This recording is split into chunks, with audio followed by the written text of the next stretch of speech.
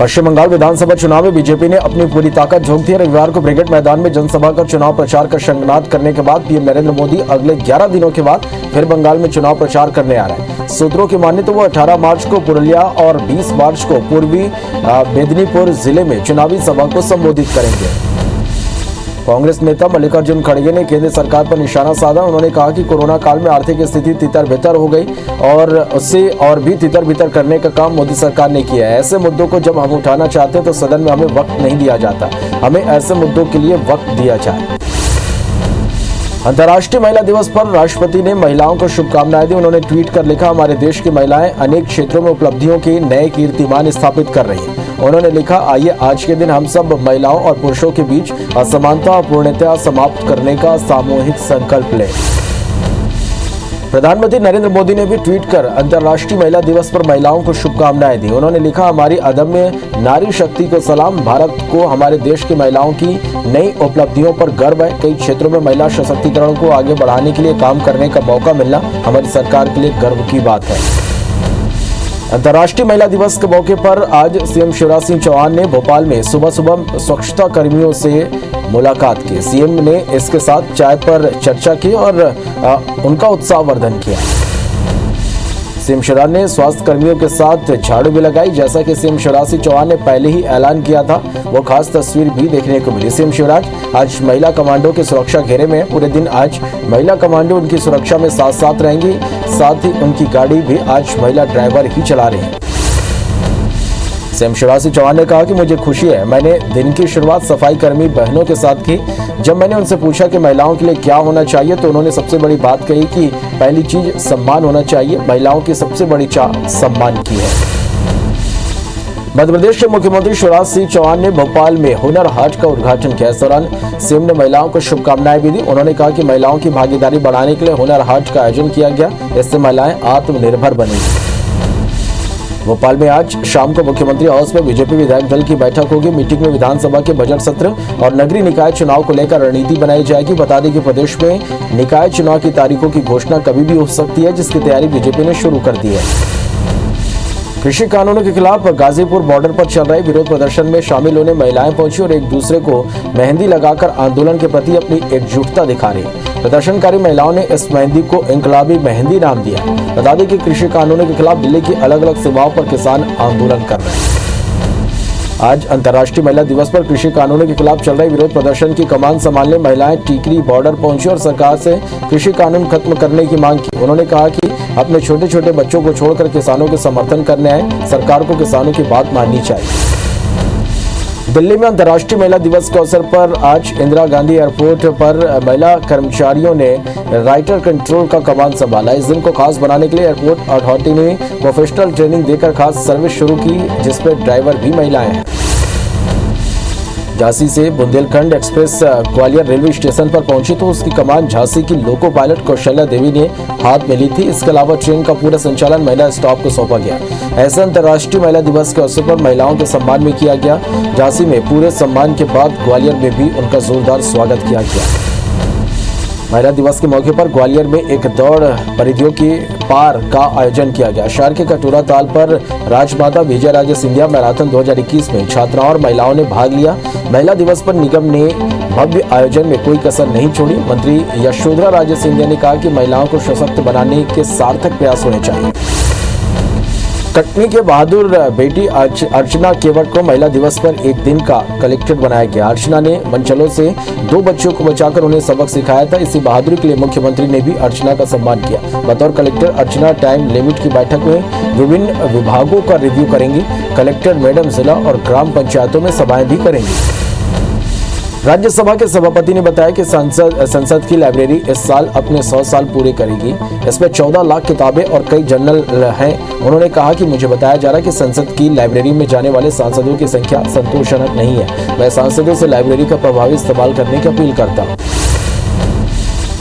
संयुक्त भारत उज्बेकिस्तान सैन्य अभ्यास 2 का दूसरा संस्करण 10 से 19 मार्च तक भारत में आयोजित किया जाएगा। संयुक्त सेना अभ्यास में भाग लेने उज्बेकिस्तान सेना के जवान नई दिल्ली पहुंचे। भारतीय सेना के अनुसार यह अभ्यास से दोनों देशों के बीच सैन्य सहयोग को बढ़ाएगा।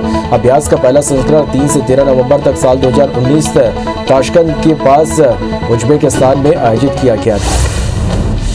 राष्ट्रपति के दमोह आगमन पर छपे कार्ड और शिलालेख को लेकर जिले के प्रभारी और मंत्री गोपाल भार्गव का नाम नहीं होने से समर्थकों में नाराजगी है। ब्राह्मण समाज सहित कई संगठनों ने बीजेपी को उपचुनाव में परिणाम भुगतने की धमकी भी दे डाली। सोशल मीडिया पर भार्गव समर्थकों ने इस पर कड़ी प्रतिक्रिया दी है। कुछ लोगों ने इसे जातिवाद की राजनीति भी बताया।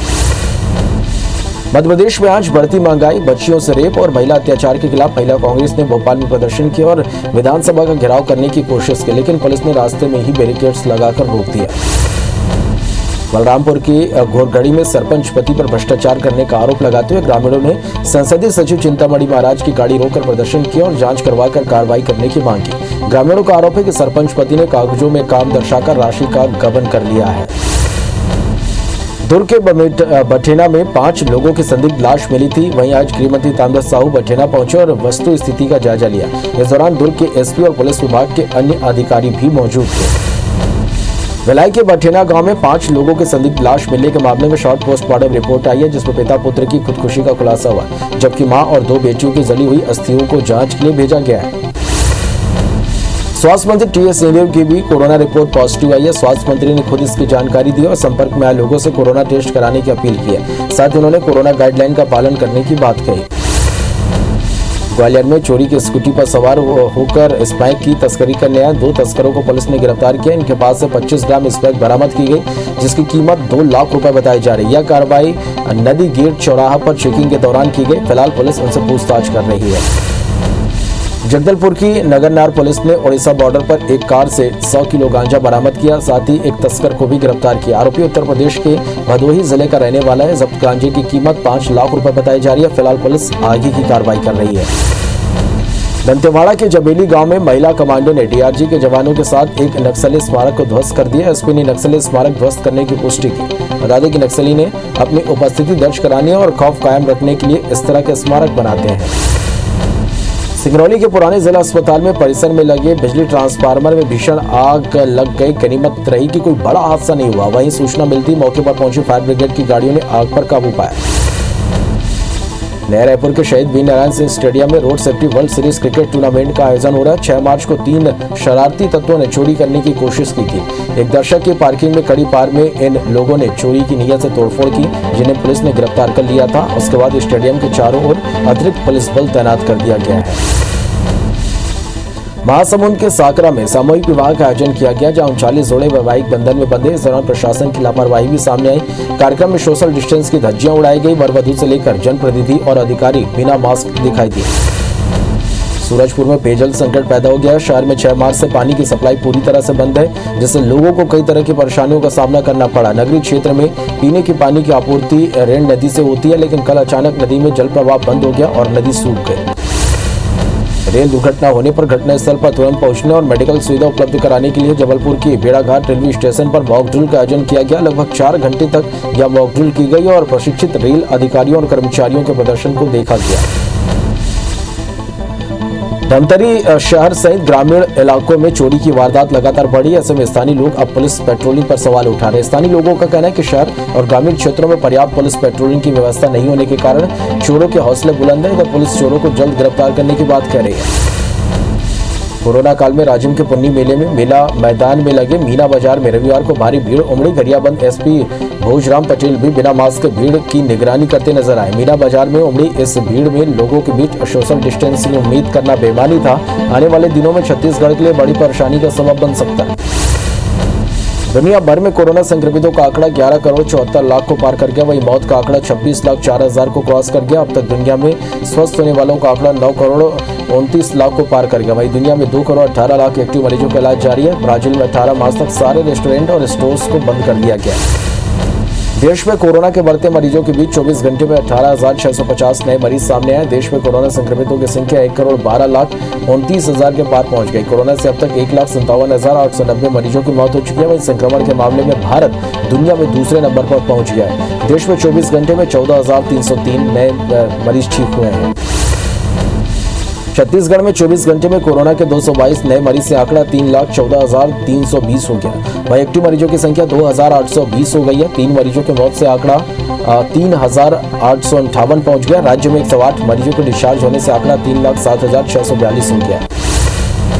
मध्य प्रदेश कोरोना संक्रमण के मामले में देश में 6वें नंबर पर है। मध्य प्रदेश में 24 घंटे में कोरोना के 429 नए केस सामने आए, जिससे संक्रमितों का आंकड़ा 2,64,000 के पार हो गया।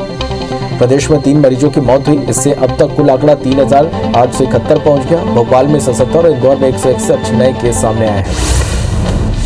महाराष्ट्र में 24 घंटे में 11,141 नए केस से 22,19,000 लोग संक्रमित हो गए। राज्य में 38 मौत के साथ अब तक 52,478 मरीजों की मौत हो चुकी है। प्रदेश में 97,727 एक्टिव मरीजों का इलाज चल रहा है। राज्य में 24 घंटे में 6,013 लोग रिकवर हुए।